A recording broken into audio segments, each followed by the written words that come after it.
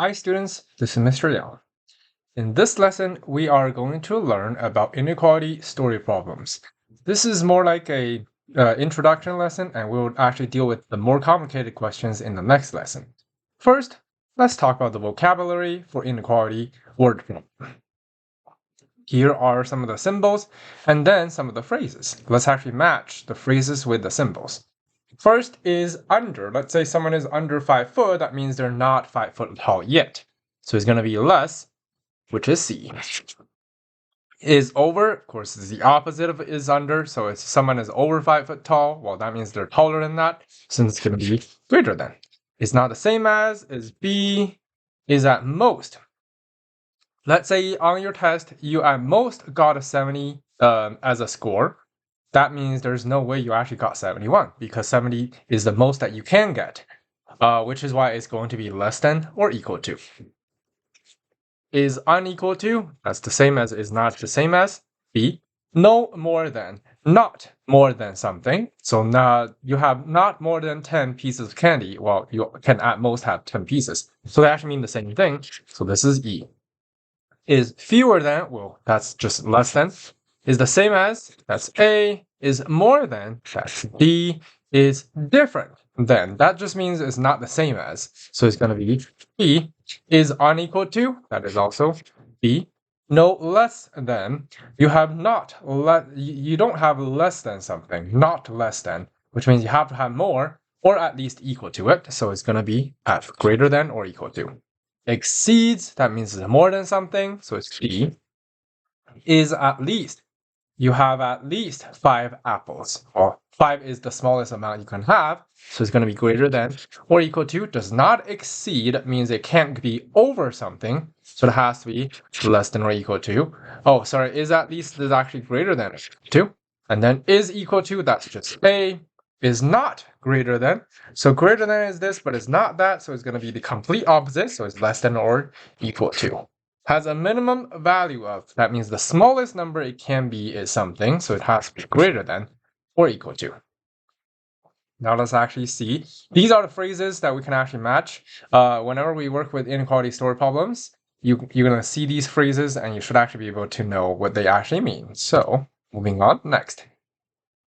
Represent each of the following situation or description with an inequality. First one, 100 is less than A. Well, you can write it as 100 is less than A, exactly like it's given, but typically we keep the variable on the left. So when you flip the variable to the left and the 100 to the right, you also need to flip the sign. So it's going to be A is greater than 100. Next, not more than, which means it can't be more than 55. Which is y is going to be less than or equal to. Y is less than or equal to 55. Next, 20 is greater than 18.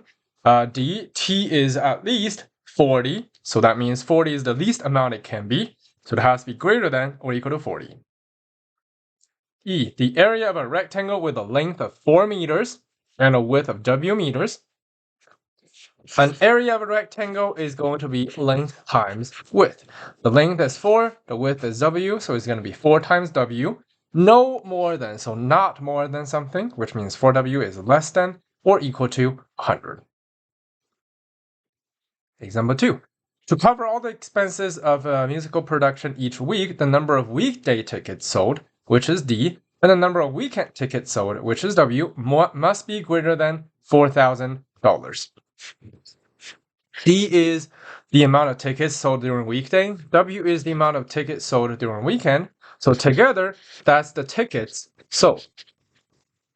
But the tickets that are sold is not exactly a dollar. It's not a dollar amount. It's just you sold 10 tickets during weekday, 20 tickets during weekend. You sold 30 tickets. In order for it to connect to the dollar amount, we also need to know the price. So this question, even though you already have 2 variables, you're still missing a third variable, which is going to be the price. So there you go, D plus W, that's the amount of tickets, and P is the ticket price that is greater than 4,000. A lot of time, this is something we calculate with amount multiplied with unit price. That's going to give you like a total revenue or price or a total amount or profit or cost, something like that. G, Elena would like the number of hours she works in a week, H, to be more than 5, but no more than 20. So let's look at it. First, more than 5, this is what we're going to write. But no more than 20, which means it has to also be less than or equal to 20. Now, we can actually put them together. We're going to learn more about this form in the future, in a later lesson. It's called compact form. We can actually write these two inequalities together. Now, 5 is for sure less than 20, so no matter what, 5 needs to be on the left side and 20 on the right side. So that means for these two inequalities, at least the h is less than or equal to 20 is going to be kept. But in order for, well, since you can't write 5 on the right side, you have to write it on the left. But if 5 is on the left, h is on the right, that also means we have to flip this. So it's 5 is less than h. And that's exactly how we're going to actually connect them. Less than h. And another idea to understand this is if it's greater than 5, less than or equal to 20, that means between a 5 and a 20. And that's exactly how we write the h. It's between 5 and 20. So in this case, if you look at the left side, h is actually more than 5. Just we have to flip the h so that they're connected. The total cost of buying A adult shirts and C child shirts must be less than $150. Adult shirts are $12 each, so A times 12. There you go. C child shirts is $7 each, and that's 7C. And they have to be altogether less than $150. So there you go. That's H. Moving on, example 2. Han has a budget of $25 to buy grapes, right? Inequalities to represent the number of pounds of grapes that Han could buy in each situation. Let G represent the number of pounds of grapes. First, it's going to be number of pounds, and then you are given unit price. So we're going to need to multiply them together to actually calculate a total cost. Have a budget of, that means when you go to the shop, you can at most spend $25. There's no way you can spend 26 because 25 is the amount of money you have, which means it has to be less than or equal to. So 1.99 times G is less than or equal to 25. The second one, the unit price changed to 2.49. So it's going to be 2.49 G is less than or equal to 25. And lastly, C times G is less than or equal to 25. That's example 3. Example 4. I'm going to ask you to actually pause here. First thing you're going to do is, you see there are 4 statements. You're going to match the statements with the inequality that's given below in A, B, C, and D. You're just going to match them with the situation. Afterwards, you're going to try to fill out all the words for A, B, C, D to understand these inequalities. So you see, I'm not asking you to actually set up these inequalities, but I'm asking you to understand them to see what everything represents. First, last year, 120 people attended. It was a success and is expected to be even bigger this year, anywhere up to 200. So last year was 120. Bigger means it's going to be more than 120, but it's up to 200, so less than or equal to. That's got to be B. There needs to be at least 1 chaperone for every 20 students. Every 20 students, so you have to divide by 20, so it's D. The revenue from ticket sales need to cover the cost of entertainment and meals. And also make a profit of at least $200 to be contributed to the school.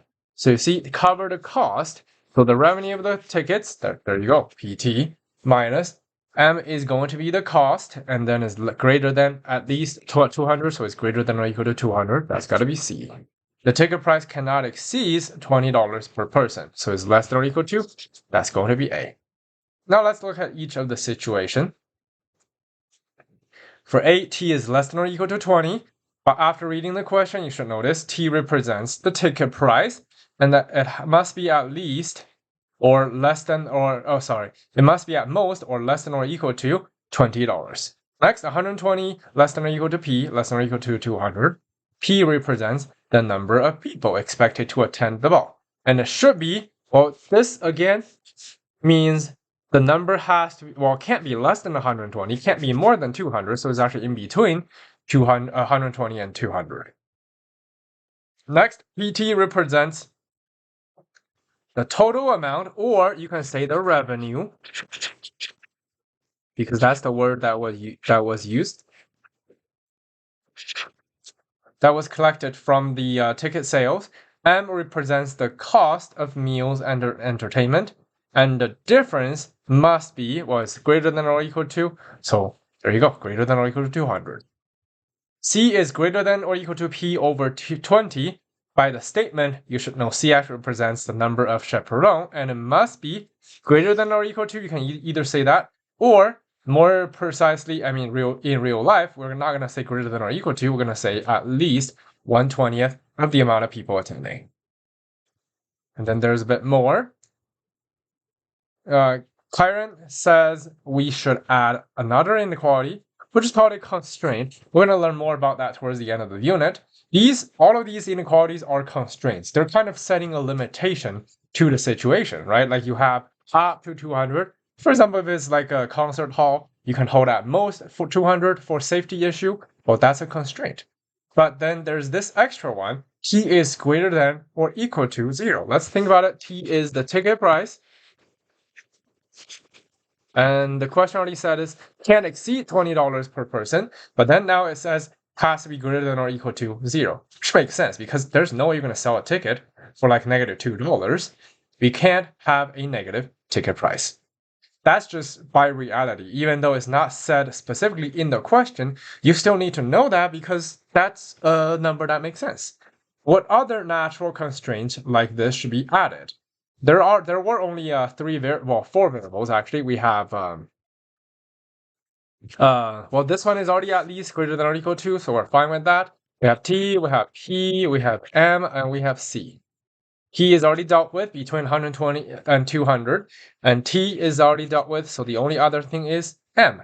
M again means the cost of meal and entertainment, which makes sense. There's no way you're going to cost like -$5. The cost has to be at least 0. Maybe you just don't have to pay for anything. There's no cost. So M is greater than or equal to 0. That is the natural constraint, another one. That's example 3, and that is everything for this lesson. Thank you.